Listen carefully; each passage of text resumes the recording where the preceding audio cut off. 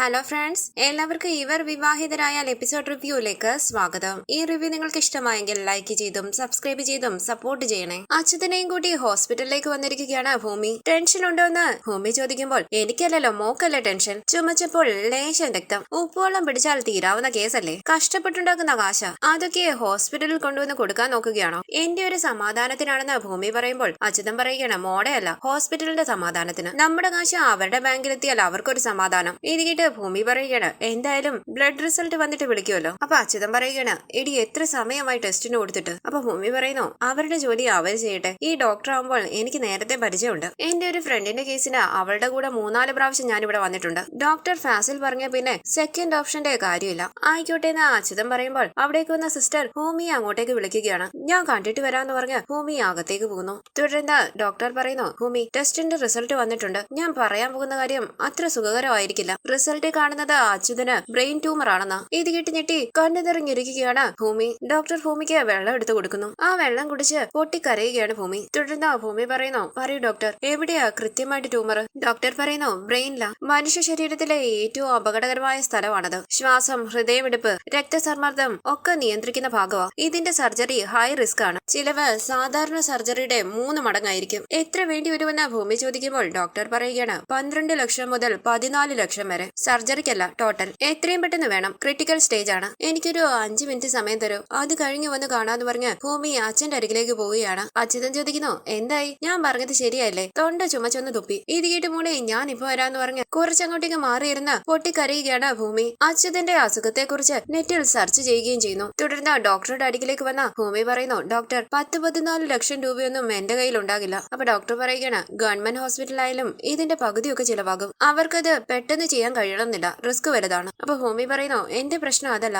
പണം ഉണ്ടാക്കുന്നതിനുള്ള സമയം അച്ഛനെ മരണം കൊണ്ടുപോകാനുള്ള സമയമാ. അതിന് താൽക്കാലിക ഒരു സ്റ്റേ. ഞാൻ നെറ്റിലൊക്കെ എന്ന പരിധി. അതിന്റെ ഉത്തരം മനോബലം വർദ്ധിപ്പിക്കുക എന്നുള്ളതാ. രോഗിയുടെ മനോബലം കൊണ്ട് കുറെയൊക്കെ അതിജീവിക്കാം. മനോബലം കൊണ്ട് അസുഖത്തെ അതിജീവിച്ചവരില്ലേ, അച്ഛനെ ആ നിലയിൽ കൊണ്ടു നടക്കാം ട്രീറ്റ്മെന്റിന്റെ സമയം വരെ. അതിനെനിക്ക് ഡോക്ടറുടെ ഹെൽപ്പ് വേണം. എന്റെ അച്ഛനോട് ഒരു രോഗവും ഇല്ലാന്ന് നുണ പറയണം. പ്ലീസ് ഡോക്ടർ, എത്രയും പെട്ടെന്ന് ഞാൻ പണം കണ്ടെത്താം. ഞാൻ പറയാമെന്ന് ഡോക്ടർ പറയുമ്പോൾ താങ്ക് യു ഡോക്ടർ എന്ന് പറഞ്ഞ ഭൂമി അവിടെ നിന്ന് പോവുകയാണ്. തുടർന്ന് അച്യുതൻ ഡോക്ടറിന്റെ അരികിലേക്ക് വരുമ്പോൾ ഡോക്ടർ പറയുന്നു അച്യുതനോട് വരാൻ പറഞ്ഞത് പ്രത്യേകിച്ച് അസുഖമൊന്നും ഇല്ലെന്ന് പറയാനാ. അച്യുതൻ പറയുകയാണ് ചുമച്ചപ്പോഴേ തൊണ്ട പൊട്ടി കാണും അല്ലേ ഡോക്ടർ? അപ്പൊ ഡോക്ടർ പറയുകയാണ് അതെ അതെ, വേദന വന്നാൽ കഴിക്കാനുള്ള മരുന്ന് കുറിച്ച് തരാം. അപ്പൊ അച്യുതൻ പറയുന്നു എന്റെ മോൾക്ക് പേടിയാ ഡോക്ടറെ, വലിയ രോഗം വന്നു എന്ന് അവിടെ വിചാരം. ഡോക്ടറെ കണ്ടത് കാര്യമായി, മോക്ക് സമാധാനമായല്ലോ, ഇല്ലെങ്കിൽ ഉറങ്ങുകയല്ല. അത്രയ്ക്ക് ഇഷ്ടം എന്നെ. മരുന്ന് എഴുതി കൊടുത്ത് ഡോക്ടർ പറയുന്നു എന്തെങ്കിലും അസ്വസ്ഥത വന്നാൽ അറിയിക്കണം കേട്ടോ. തുടർന്ന് ഭൂമിയുടെ അരികിലേക്ക് വന്ന അച്യുതൻ പറയുകയാണ് വേദന വന്നാലേ കഴിക്കാൻ മരുന്ന് കുറിച്ചു. സത്യം പറ, മോള് ഭയന്നില്ലേ? അപ്പൊ ഭൂമി പറയുകയാണ് ഇല്ല,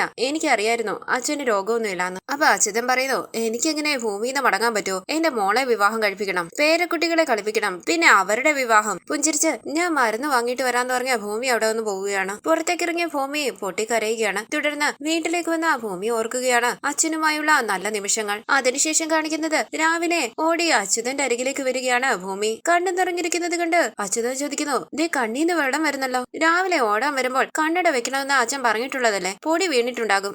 അതൊക്കെ മാറുമെന്ന് പറഞ്ഞ് ഭൂമി കണ്ണീര് തുടയ്ക്കുമ്പോൾ ഞാൻ തോക്കട്ടെ എന്ന് പറഞ്ഞ് അച്ഛൻ കണ്ണിൽ ഊതി കൊടുക്കുകയാണ്. ഭൂമി കരഞ്ഞുകൊണ്ട് അച്യുതനെ കെട്ടിപ്പിടിക്കുമ്പോൾ അച്യുതൻ ചോദിക്കുന്നു എന്താ മോളെ, ഇന്നലെ മുതല് എന്നോടൊരു പ്രത്യേക സ്നേഹം? പഴയതുപോലെ കോമഡി ഡയലോഗും ഇല്ല. അപ്പൊ ഭൂമി പറയുകയാണ് എനിക്ക് എവിടുന്ന പ്രത്യേക സ്നേഹം? എന്റെ പിന്നാലെ ഇങ്ങനെ മാല് പോലെ നടക്കുന്നതല്ലേ. ലേശ സഹതാപം തോന്നി, അത്ര തന്നെ. ഞാൻ എന്തിനെങ്ങനെ പ്രത്യേക സ്നേഹം കാണിക്കുന്നത്? അങ്ങനെ അച്ഛൻ ആഗ്രഹിക്കുന്നുണ്ടാകും. ആ വണ്ടിക്ക് പെട്രോൾ അടിക്കണ്ട. അച്യുതൻ പറയുന്നു ഇപ്പൊ പഴയ മൂടായി, വേഗം ആവട്ടെ മോളെ, ഡാൻസ് ക്ലാസ്സിന് പോകണ്ടേ? അപ്പൊ ഭൂമി പറയുകയാണ് ഡാൻസ് ക്ലാസ് കണ്ടിന്യൂ ചെയ്യണമെന്നാ ഞാൻ ആലോചിക്കുകയായിരുന്നു. ഇത് കേട്ട് അച്യുതൻ പറയുന്നു ഓ ഇപ്പൊ തന്നെ ലോകം അറിയുന്ന നർത്തകിയല്ലേ കലാമണ്ഡലം ഭൂമിജ. മോളെ നൃത്തം നൃത്തവാ, അരങ്ങേറ്റം കഴിഞ്ഞിട്ട് വേണമെങ്കിൽ നിർത്തിക്കോ. അച്ഛന്റെ ആഗ്രഹം മൂകാംബികയിൽ വെച്ച് അരങ്ങേറ്റം നടത്തണമെന്നാ. ഇത് കേട്ട് ഭൂമി പറയുകയാണ് മനസ്സമാധാനമായിട്ട് ഭക്തരെ ആശീർവദിച്ചു കഴിയുകയാണ് മൂകാംബിക അമ്മ. അവിടുന്ന് ഒളിച്ചോടാനായി എന്റെ നൃത്തം വേണോ അച്ഛാ? മൂകാംബിക പാർവതിയല്ലേ, പാർവതി എന്നോ മറ്റോ പേരിട്ടാ മതിയായിരുന്നു. അപ്പോൾ അച്യുതൻ പറയുകയാണ് അല്ല ഭൂമിജ എന്നാൽ സീതയല്ലേ? അപ്പൊ ഭൂമി പറയുകയാണ് അതെ, സീതയെ ജനകരാജാവിന് കളഞ്ഞു കിട്ടിയതല്ലേ, എന്നെയും അതുപോലെ അച്ചൂസിന് കളഞ്ഞു കിട്ടിയതാണോ? ഇത് കേട്ട് വിഷമത്തോടുകൂടി അച്യുതൻ ഓർക്കുകയാണ് ഭൂമിയെ തനിക്ക് കിട്ടിയത്. 3 വയസ്സുകാരിയായ ഭൂമി റോഡിലൂടെ നടന്നു പോയപ്പോൾ തന്റെ കാർ ഇടിച്ചത്. തുടർന്ന് വിഷമത്തോടുകൂടി നിൽക്കുന്ന അച്യുതന്റെ കയ്യിൽ പിടിച്ചുകൊണ്ട് ഭൂമി പറയുന്നു അച്ഛാ ഞാൻ കോമഡി പറഞ്ഞതല്ലേ, എന്താ ഇത്, വാ ഒരുപാടൊക്കെ മസിന് പിടിക്കല്ലേ എന്ന് പറഞ്ഞ് അച്യുതനെ ഇക്ലിയാക്കുകയാണ് ഭൂമി. അച്യുതൻ ചിരിക്കുമ്പോൾ ഭൂമി പറയാണ് ഇക്കിളി മാറാത്ത ശിശു പോകാൻ മോളേന്ന് അച്യുതൻ പറയുമ്പോൾ ഭൂമി ചോദിക്കുന്നു അതെ തള്ളാൻ വഴിയിൽ ആളെ നിർത്തിയിട്ടുണ്ടോ? അച്യുതൻ പറയുകയാണ് ഇന്ന് ഈ കാർ നിൽക്കില്ല, നിന്നാൽ ഇന്ന് ഞാൻ ഈ കാർ ഉപേക്ഷിക്കും, എന്റെ ജീവനാണിത്, ജീവൻ പോകുന്നെങ്കിൽ പോട്ടെ. ഇത് കേട്ട് ഭൂമിയുടെ മുഖം വാടുമ്പോൾ അച്യുതൻ പറയുന്നു വാ കേറ്. അങ്ങനെ ഇവർ വണ്ടിയിലേക്ക് കയറുകയാണ്. ഭൂമി കണ്ണടച്ചിരിക്കുമ്പോൾ അച്യുതൻ വണ്ടി സ്റ്റാർട്ട് ചെയ്യുന്നു. സന്തോഷത്തോടുകൂടി അച്യുതനെ നോക്കുകയാണ് ഭൂമി. അപ്പൊ അച്യുതൻ പറയുകയാണ് ഇത് നിൽക്കില്ല, എന്റെ ജീവൻ പോകില്ലടി. ഇത് കേട്ട് ഭൂമി പറയുന്നു അച്ഛൻ അങ്ങനെ ഉറച്ചു വിശ്വസിക്കണം, എങ്കില് ഈ കാറ് നിൽക്കില്ല, ജീവനും പോകില്ല, വിൽ പവർ മതി. പിന്നീട് കാണിക്കുന്നത് അജയുടെ അരികിലേക്ക് വന്ന സത്യദാസ് പറയുന്നു നിന്റെ പോലീസ് സ്റ്റേഷന്റെ ബ്യൂട്ടി ആ കോഫി ഹൗസ് സോ ഗുഡ്, ഞാൻ കഴിച്ചു, സോ സ്വീറ്റ്, അതിനേക്കാളും സ്വീറ്റ് ആണ് ആ കുട്ടിയുടെ സംഭാഷണം. എന്താണ് ആ കുട്ടിയുടെ പേര്? അജയ് പറയണ ഭൂമി. അതേന്ന് സത്യദാസ് പറയുമ്പോൾ അജയ് പറയണ അവളെ വിശ്വസിക്കരുത്, എല്ലാ തരികടകളും അവക്കറിയാം. ഇത് കേട്ട് സത്യദാസ് പറയുകയാണ് അങ്ങനെ ആവില്ലല്ലോ അവളെ കണ്ടപ്പോൾ. അപ്പൊ അജയ് പറയുന്നു 2.5 വയസ്സിൽ നഷ്ടപ്പെട്ട അഭിരാമിയുടെ ചായ അല്ലെ? ഇത് കേട്ട് സത്യദാസ് പറയുന്നു എക്സാക്ട്ലി, നിനക്കും തോന്നിയല്ലേ? ചിരിച്ചുകൊണ്ട് അജയ് പറയുകയാണ് ഇവളാണ് അഭിരാമിയെങ്കിൽ നഷ്ടപ്പെട്ടത് നന്നായി എന്നാണ് എന്റെ അഭിപ്രായം. വായാടി, അലവരാതി, അവസരവാദി, അഹങ്കാരി. അപ്പൊ സത്യദാസ് പറയുന്നു ലീവ് ഇറ്റ് മാൻ, ഞാനൊരു മീഡിയേറ്റർ ആയിട്ട് ഇപ്പൊ വന്നത്. അമ്മയ്ക്കും അനിയത്തിക്കും വേണ്ടി നിന്റെ വിവാഹത്തെ കുറിച്ച് സംസാരിക്കാൻ അമ്മ ഒരു തീരുമാനമെടുത്തു. അജയ് പറയുന്നു ഞാനത് സ്മെല്ല് ചെയ്തിരുന്നു, ബട്ട് വലിയമ്മാവൻ അറിയാലോ എന്റെ പാസ്റ്റ് ഹിസ്റ്ററി, എന്റെ പ്രണയം, നഷ്ടപ്പെട്ട പ്രണയം എന്ന് കരുതി ആ ഫയല് ക്ലോസ് ചെയ്യാൻ എനിക്കാവില്ല, അത് നഷ്ടപ്പെട്ടിട്ടില്ല. സത്യദാസ് പറയുന്നു എനിക്കറിയാം നയന, അവൾ എവിടെ? കാത്തിരുന്ന കത്തിത്തീരേണ്ടതാണോ നിന്റെ ജീവിതം? അഞ്ജന നിന്നെ അറിയുന്നവളാണ്, നിന്റെ കസിൻ ഭവാനി അത് ആഗ്രഹിക്കുന്നു. ഇത് കേട്ട അജയ് ചോദിക്കാണ് വലിയമാവ ഹൂ ഈസ് അഞ്ജന? ഞങ്ങള് ബ്രദർ ആൻഡ് സിസ്റ്റർ ആയിട്ട് വളർന്നവരാണ്. ഇത് കേട്ട് സത്യദാസ് പറയുന്നു എടാ അവള് നിന്റെ മുറപ്പെണ്ണാണ്. അപ്പൊ അജയ് പറയുന്നു എനിക്ക് പറ്റില്ല വലിയമാവ, നയനക്കപ്പുറം എനിക്ക് വേറൊരു പെണ്ണില്ല, അവൾക്കപ്പുറം ഒരു ലോകം എനിക്കില്ല, അവൾ എപ്പോഴും എന്റെ ഹൃദയത്തിലുണ്ട്. ഇത് കേട്ട് സത്യദാസ് പറയുകയാണ് കുടുംബത്തിന്റെ ഭദ്രതയ്ക്ക് വേണ്ടി ചില വിട്ടുവീഴ്ചകൾ ചെയ്തേ പറ്റും, നീ എന്തായാലും ഒന്ന് ആലോചിക്ക്. അങ്ങനെ സത്യദാസ് അവിടെ വന്ന് പോകുമ്പോൾ അജയ് ആലോചിച്ച് നിൽക്കുകയാണ്. അജയ് ഓർക്കുന്നു നയനയുമായുള്ള നല്ല നിമിഷങ്ങൾ. അജയ് പറയുന്നു നിന്റെ കവിതകളിൽ എനിക്കിഷ്ടം അതിലെ സമസ്യകളാ. അവൾ നയന പറയുകയാണ് എല്ലാം പറഞ്ഞു വെച്ചാൽ വായനക്കാരൻ മടിയനാകും. അജു നീ എന്നെ കവി സദസ്സുകളിലെ അംഗമൊന്നും ആക്കണ്ട, ഞാനൊരു സാധു കവിയത്രി. നിനക്ക് അറിയുമോ അജു, ഞാൻ കവിതകൾ രചിക്കുന്നത് ദുഃഖങ്ങളിൽ നിന്ന് മാത്രമോ, എന്റെ ദുഃഖങ്ങളൊന്നുമല്ല ആരുടെയൊക്കെയോ. ഇത് കേട്ട് അജയ് പറയുന്നു തോന്നിയിട്ടുണ്ട് ഞാനൊരു നല്ല ആസ്വാദകനൊന്നുമല്ല, പക്ഷെ നിന്റെ കവിതകള് ഞാൻ വായിച്ചുകൊണ്ടിരിക്കുന്നു. പുഞ്ചിരിച്ച് നയന പറയുകയാണ് നീ വായനക്കാരൻ മാത്രമല്ല, നീ നല്ലൊരു വിമർശകൻ കൂടിയാ. അല്ല നിന്റെ ഫ്യൂച്ചർ പ്ലാൻ ഒന്നും പറഞ്ഞില്ലല്ലോ. അജയ് പറയുകയാണ് സൊസൈറ്റി പ്രൊട്ടക്ഷൻ. നയന ചോദിക്കുന്നു പോലീസ് ഓഫീസർ? അതേന്ന് പറഞ്ഞ അജയ് മനസ്സിൽ പറയുകയാണ് ഞാൻ എന്റെ പ്രണയം ഇപ്പൊ പറയാമോ? ഹെവി ടെൻഷൻ, നോക്കാം. അജയ് ഒന്ന് ശ്രദ്ധിച്ചിട്ട് നയന ചോദിക്കുന്നു എന്താടാ? ഒന്നുമില്ലാന്ന് അജയ് പറയുമ്പോൾ നയന പറയുകയാണ് ഉണ്ടല്ലോ സംതിങ്. അജയ് പറയുന്നു ഉണ്ട്.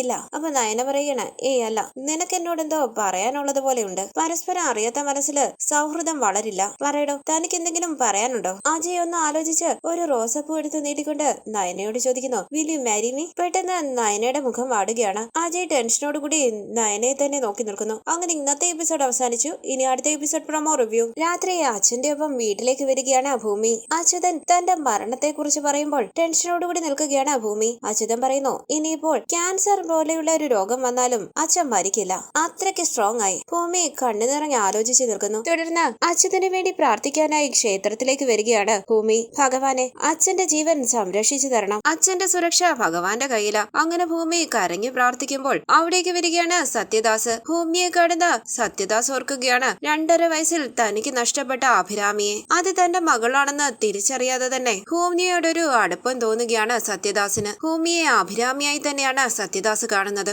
സത്യദാസ് ഓർക്കുന്നു അഭിരാമിയുമായുള്ള നല്ല നിമിഷങ്ങൾ. തുടർന്ന് ഭൂമിയുമായി സംസാരിക്കുന്ന സത്യദാസ് കുടുംബത്തെക്കുറിച്ച് ചോദിക്കുകയാണ്. അവൾ അച്ഛനെ കുറിച്ചും അമ്മയെ കുറിച്ചും ഒക്കെ പറയുകയാണ് ഭൂമി ആകാശവും സ്വർഗവും തരാമെന്ന് പറഞ്ഞാലും എന്റെ അച്ഛനെ വിട്ട് ഞാൻ വരില്ല, അത് ഉടയുമോ എന്നുള്ള ഒരു ഭയവും എനിക്കുണ്ട്. പിന്നീട് കാണിക്കുന്നത് അച്യുതന്റെ പിറന്നാൾ ആഘോഷിക്കുകയാണ് ഭൂമിയും അംബികയും. വീടെല്ലാം ഡെക്കറേറ്റ് ചെയ്തിരിക്കുന്നത് കണ്ട് കണ്ണു നിറഞ്ഞ് ചുറ്റും നോക്കുകയാണ് അച്യുതൻ. ഭൂമിയും അംബികയും അവിടേക്ക് വരുമ്പോൾ സന്തോഷത്തോടുകൂടി ഭൂമിയെ ചേർത്ത് പിടിക്കുകയാണ് അച്യുതൻ. കേക്ക് കട്ട് ചെയ്ത് സന്തോഷത്തോടുകൂടി എല്ലാവരെയും നോക്കുന്ന അംബിക കാണുകയാണ് അച്യുതന്റെ മൂക്കിൽ നിന്നും ചോര വരുന്നതായി. ടെൻഷനോടുകൂടി അച്യുതന്റെ കയ്യിൽ പിടിച്ച് ആ ചോര തുടച്ചു കൊടുക്കുകയാണ് അംബിക. ഭൂമി ടെൻഷനോടുകൂടി അംബികയെ നോക്കുന്നു. ഈ സീരിയലിന്റെ കൂടുതൽ വീഡിയോസിനായി ചാനൽ സബ്സ്ക്രൈബ് ചെയ്ത് സപ്പോർട്ട് ചെയ്യണേ. താങ്ക്